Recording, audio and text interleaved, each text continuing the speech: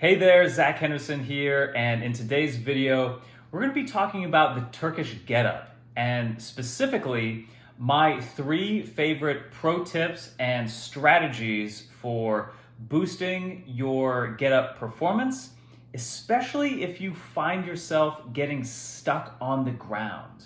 As a kettlebell instructor, the Turkish getup is one of my bread and butter lifts that I use with clients.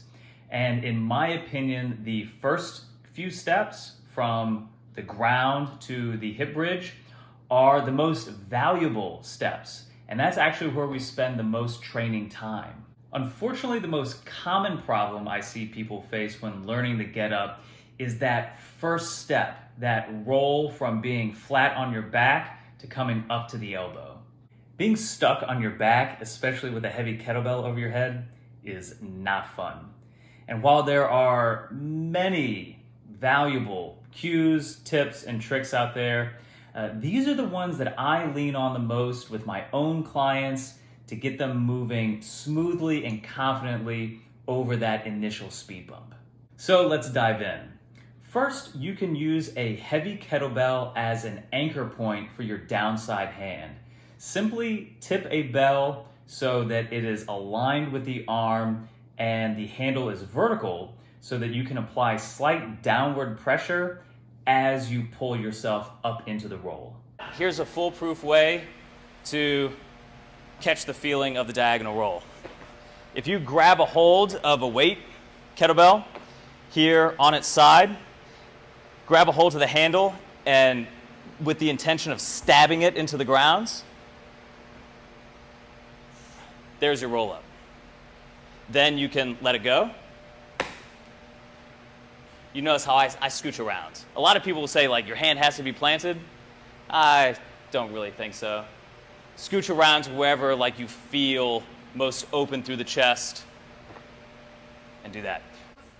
But now make sure that the anchor is at that 45 degree, not 90 degrees, 45 degrees, right? So you have kind of a close armpit angle there. So stab the weight into the ground and roll up. Sure, this is a bit of a crutch and probably isn't a good long-term solution, but at least it gives you the feeling of rolling up diagonally using that pull as opposed to just trying to crunch up vertically. Second, we need to get the glutes and hamstrings in the game. Oftentimes, we're so preoccupied with what the kettlebell is doing and our shoulders that we completely forget to engage the hips and the lower body. One simple way to do this is by incorporating single leg glute bridges into the first 2 get-up positions. We're just going to add a little mini glute bridge in between each step of the get-up, the first 3 steps. So I'm going to use a little bit of weight and demonstrate what I mean.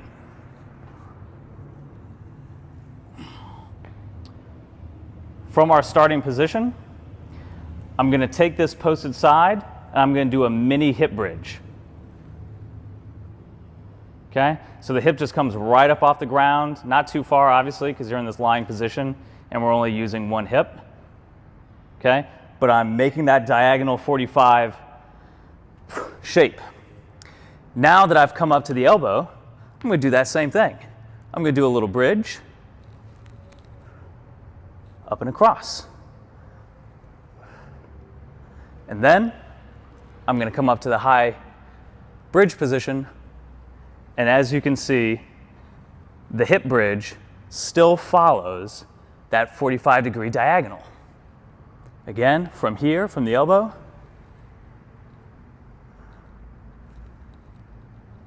and all the way back down. Little bridge,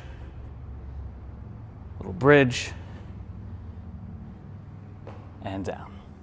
Okay, so we've learned an upper body drill, a lower body drill, and now for this last tip, we're going to incorporate both halves so that they play nicely together. The Turkish getup requires tons of cross-body coordination, strength, and stability. And while the getup certainly helps to develop these qualities, it also helps to perform lots of body weight progressions that will help to fill movement gaps, strengthen your core, and synchronize shoulders and hips. Of course, there are hundreds of exercises that could fall into this category, but here are my top 3 choices. Number 1 is the dead bug. So for dead bugs, I'm just gonna tuck my knees in, elbows to knees or forearms to knees, and I'm alternating them out. So I'm trying to touch my thumb and my heel to the ground at the same time.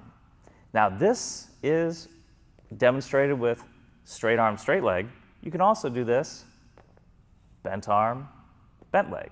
As long as you're keeping your low back arch neutral or slightly pressing into the floor, the tailbone is light on the ground, and I'm maintaining that deep diaphragmatic breathing.